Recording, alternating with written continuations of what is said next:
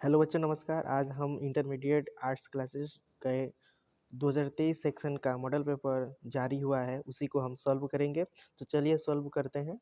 आपकी स्क्रीन पे नज़र आ जा रहा है कि डोर पतन क्या है। तो डोर पतन, पैकेट पतन, टेल पतन और ऑप्शन सी है सवारी पतन, नौसेना पतन। तो इसका जो राइट आंसर होगा वो पैकेट पतन होगा। ठीक है, तो आगे चलते हैं। दूसरा क्वेश्चन है कि निम्नलिखित में से कौन धार्मिक नगर नहीं है। निम्नलिखित में से कौन धार्मिक नगर नहीं है। तो इसका जो राइट आंसर होगा वो होगा डी होगा, धार्मिक नगर नहीं है। अगले क्वेश्चन की तरफ चलते हैं। 3 नंबर में, भारत का विशालतम धार्मिक समूह है। तो भारत में जाहिर सी बात है कि भारत में क्या पाए जाते हैं, सबसे ज़्यादा हिंदू होते हैं।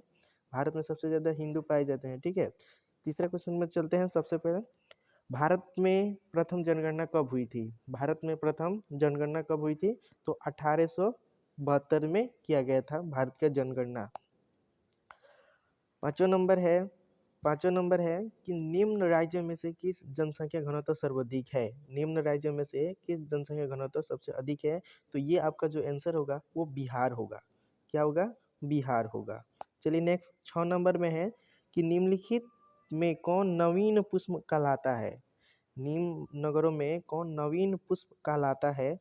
कौन कहलाता है जी, बताइए कमेंट करके। इसका जो आंसर होगा अदिस बाबा। क्या होगा, अदिस अबाबा। तो इसका जो आंसर होगा अदिस अबाबा। चलिए नेक्स्ट क्वेश्चन की आगे बढ़ते हैं। आपके जो क्वेश्चन है सातवां, पैट्रिक गिडीज संबंध है। पैट्रिक गिडीज का संबंध है। तो इसका जो राइट आंसर होगा वो ए होगा, सनानगर सनागर से होगा। ठीक है, क्या हो जाएगा, सनागर से होगा। अगला क्वेश्चन है आपका कि भारत में स्त्री प्रवास का जो मुख्य कारण क्या है। तो भारत में जो स्त्री प्रवास का जो मुख्य कारण है वो स्त्रियों के लिए है विवाह होगा, और पुरुषों के लिए क्या होगा, रोजगार होगा। काम और रोजगार के लिए पुरुषों के लिए होता है।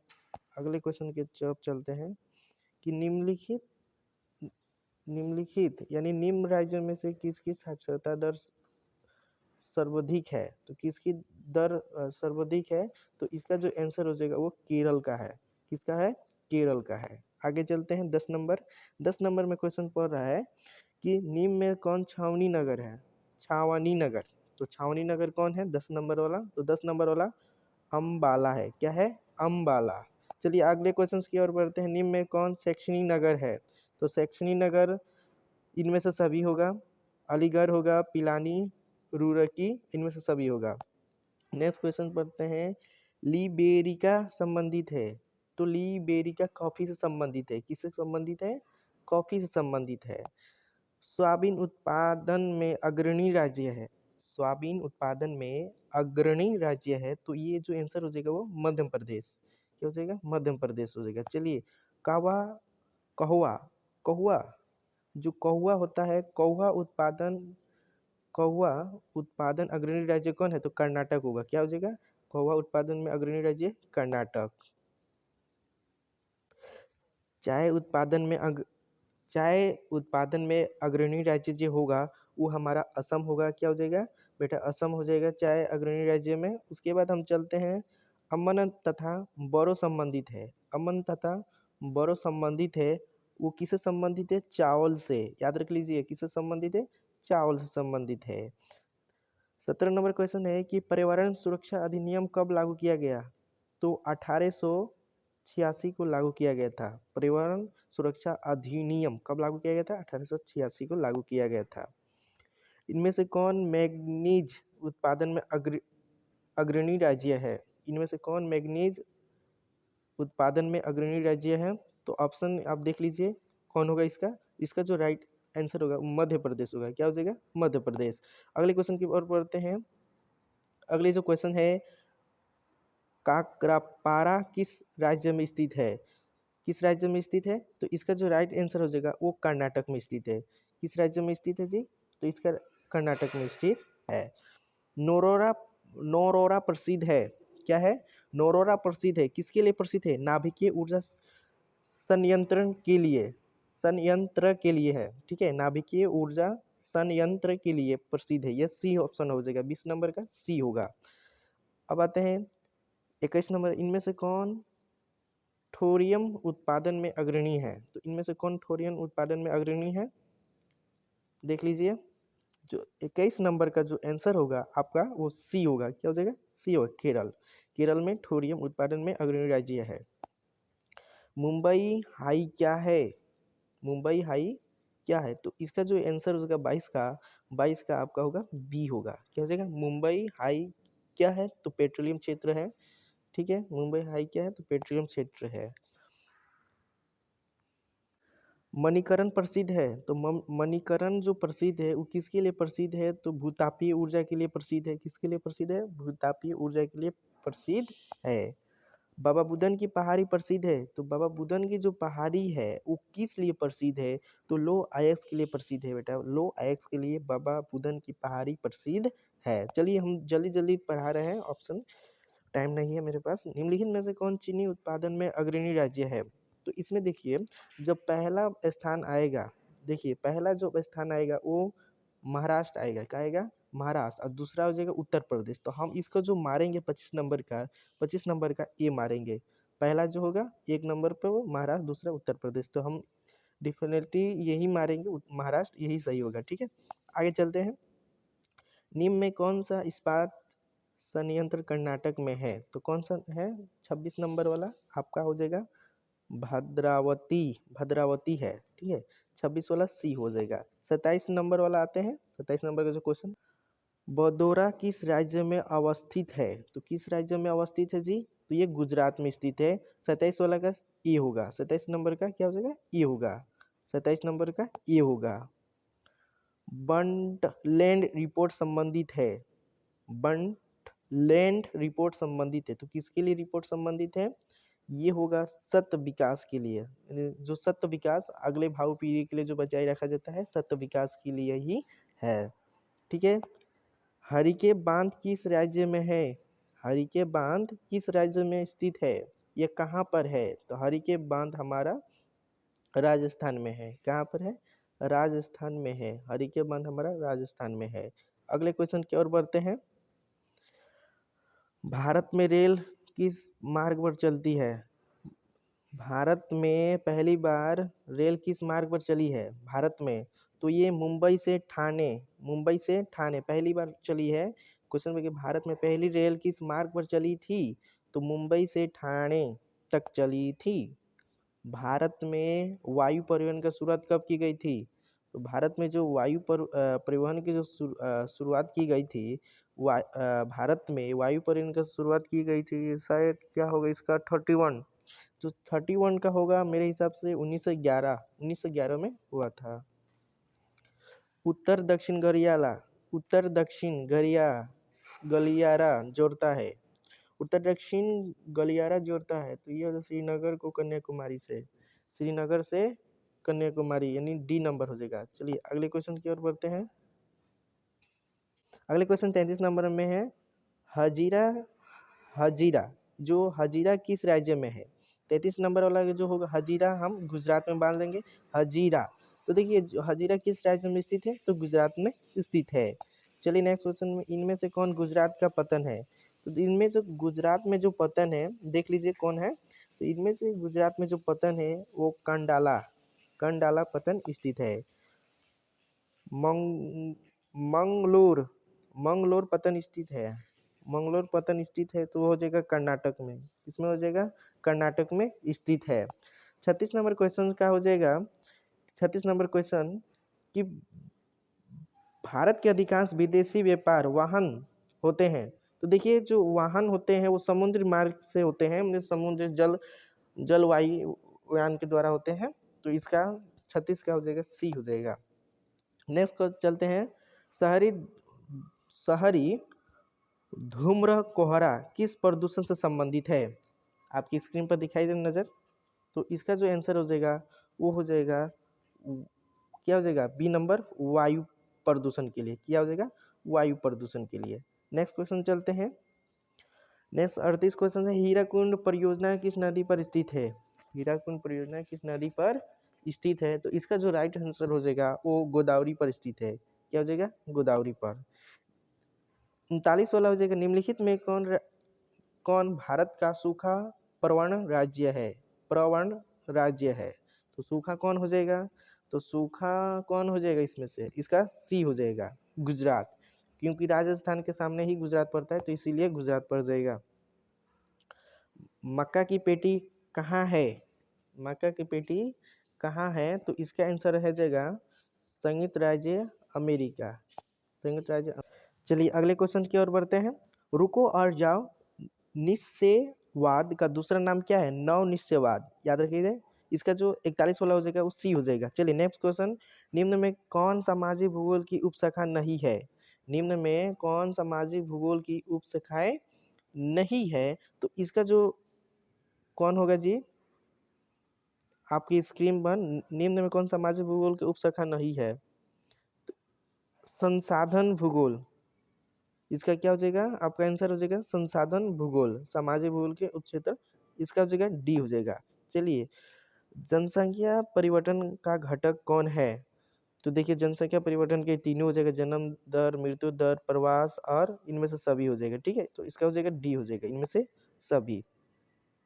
क्वेश्चन नंबर 44 का हो जाएगा, विश्व में सबसे अधिक जनसंख्या किस देश की है, तो चीन होगा, ठीक है, चीन होगा, इसका आंसर हो जाएगा ए, 44 का हो जाएगा ए हो जाएगा, इसका आंसर ए।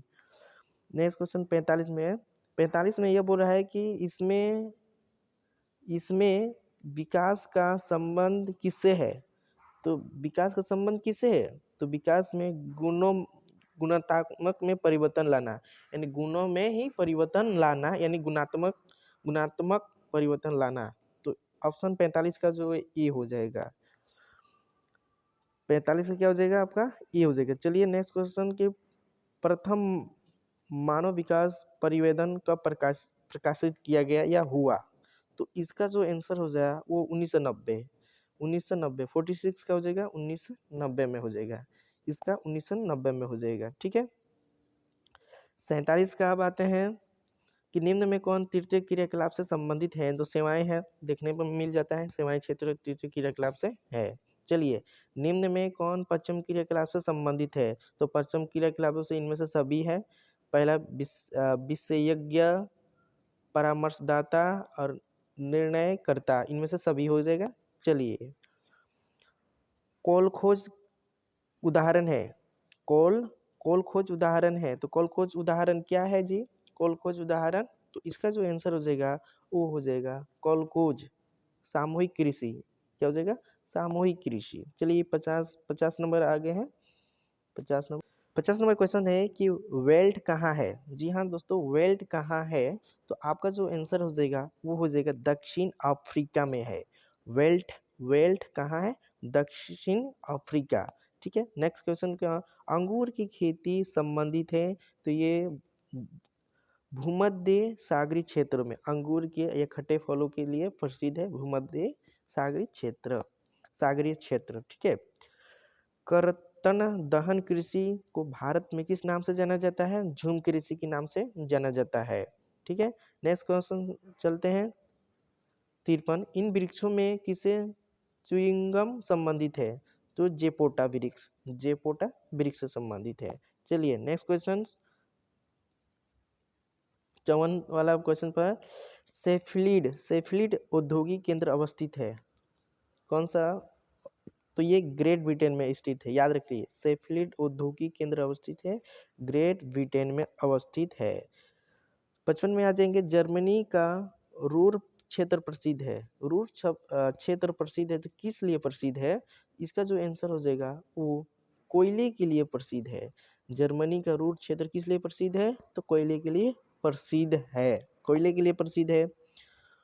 अब आते हैं 56 नंबर, ओरिएंट एक्सप्रेस जोड़ता है, ओरिएंट एक्सप्रेस जोड़ता है, ये 56 वाला क्या जोड़ता है, तो ये जो जोड़ता है पेरिस को लंदन से, किससे जोड़ता है, पेरिस को लंदन से, तो इसका मेरे हिसाब से पेरिस से लंदन का नहीं होगा, ओरिएंट एक्सप्रेस है ना, तो इसका जो आंसर हो जाएगा वो पेरिस को इस्तांबुल से, यानी सी हो जाएगा, तो 56 का इसका पेरिस सी ही होगा, ओरिएंट एक्सप्रेस जोड़ता है, तो पेरिस को इस्तांबुल इस्तांबुल से जोड़ता है, ये सी होगा इसका आंसर। चलिए नेक्स्ट क्वेश्चन।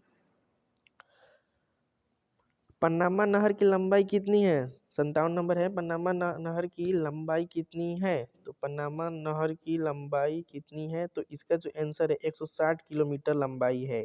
कितना है? 160 किलोमीटर लंबाई है।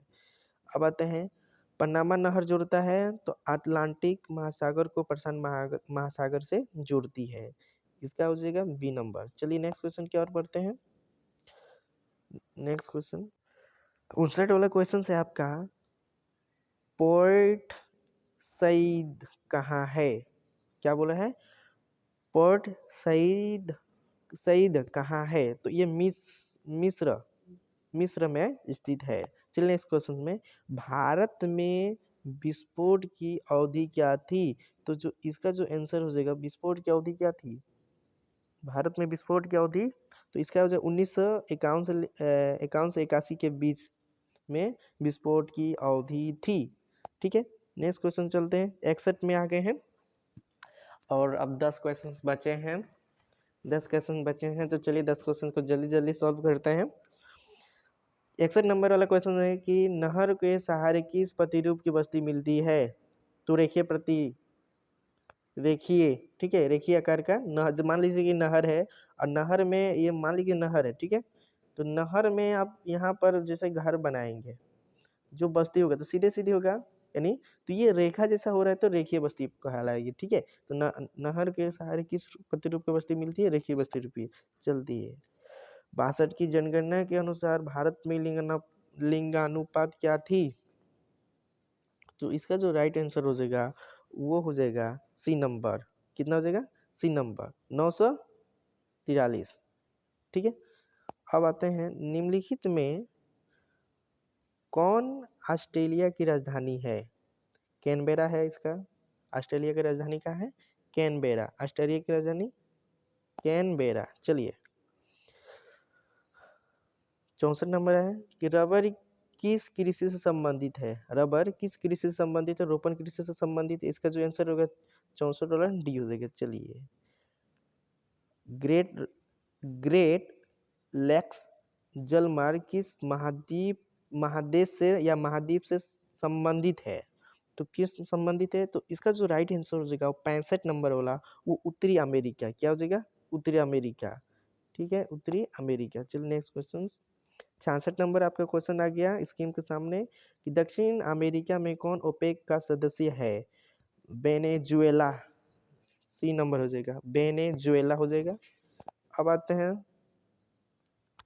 67 में आते हैं, निम्नलिखित में कौन एक नगरीय समस्या है? तो जो नगरीय समस्या होती है वो कौन है? तो देखिए नगरीय समस्या 67 की, तो 67 की हो जाएगी, देखिए 67 की मलिन बस्ती, पेयजल की कमी और वायु प्रदूषण, तो इनमें से सभी हो जाएगी। ठीक है, इनमें से सभी हो जाएगी।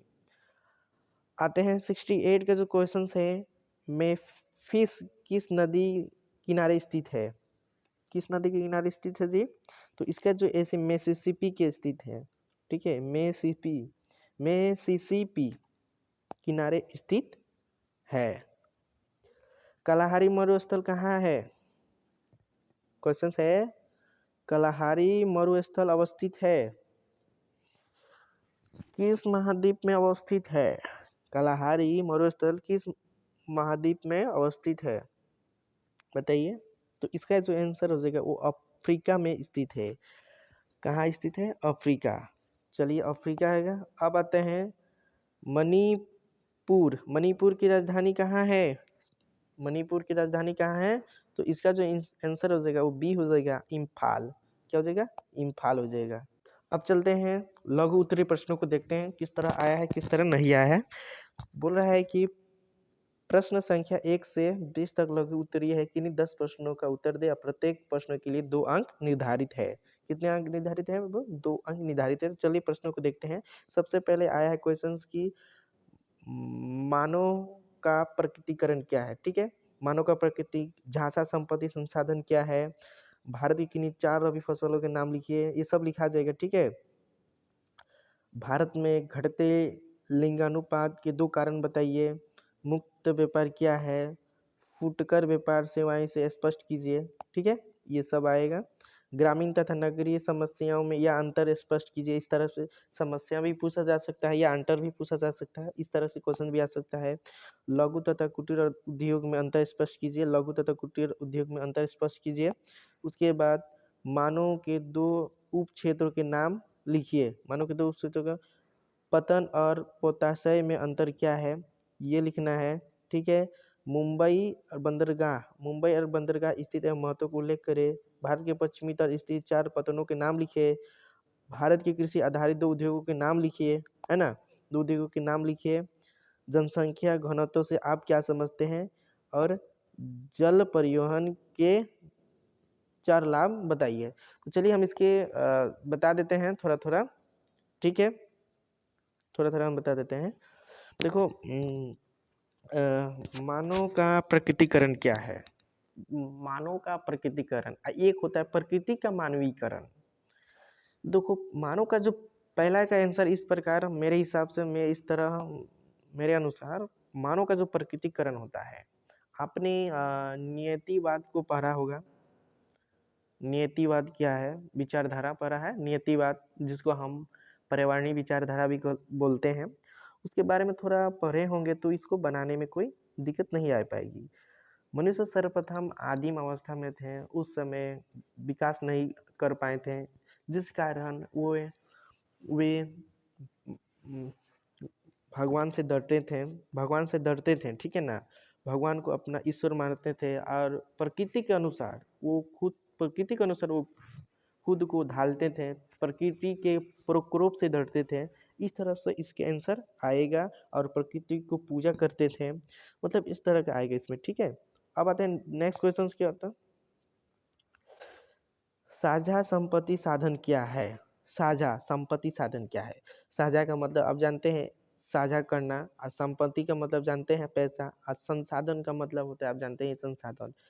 ठीक है, तो इसका मतलब थोड़ा आप हाईलाइट करके आप बता सकते हैं। चलिए नेक्स्ट क्वेश्चन 3 नंबर पर आते हैं। 3 नंबर में बोल रहा है किन्हीं 4 रबी फसलों के नाम बताइए। जैसे कि रबी फसल 1 नंबर में अगर चावल आ गया, तो इस तरह के जो रबी फसल है 4 को लिख देना है, जो जो होता बोया जाता है इसको बता देना है।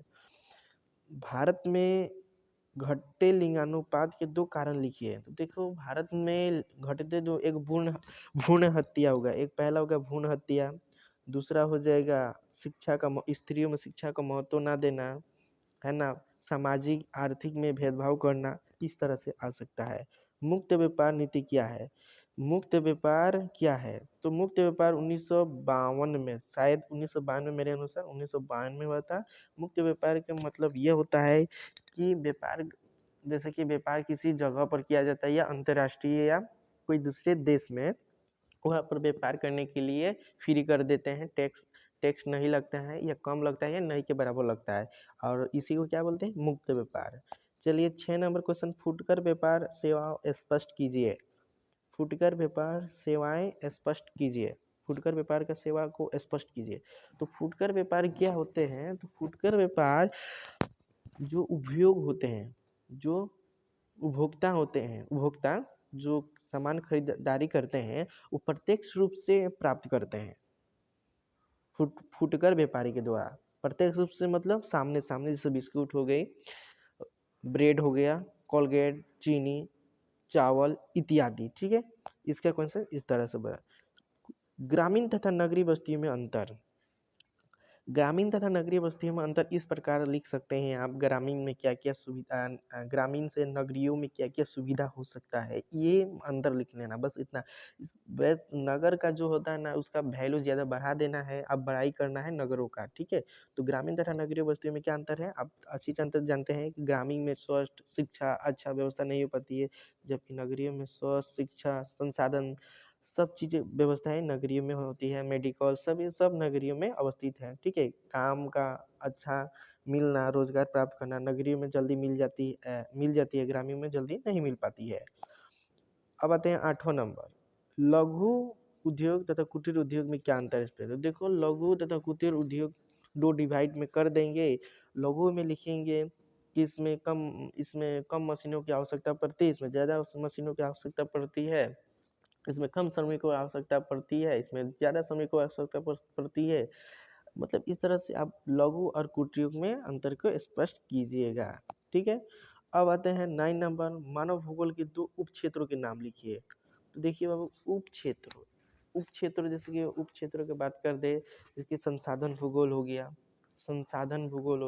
पर्यटन भूगोल हो गया, ये उप क्षेत्र है। पतन और प्रत्याशय में अंतर स्पष्ट कीजिए। तो देखिए, पतन उसे कहा जाता है जहाँ जहाज आकर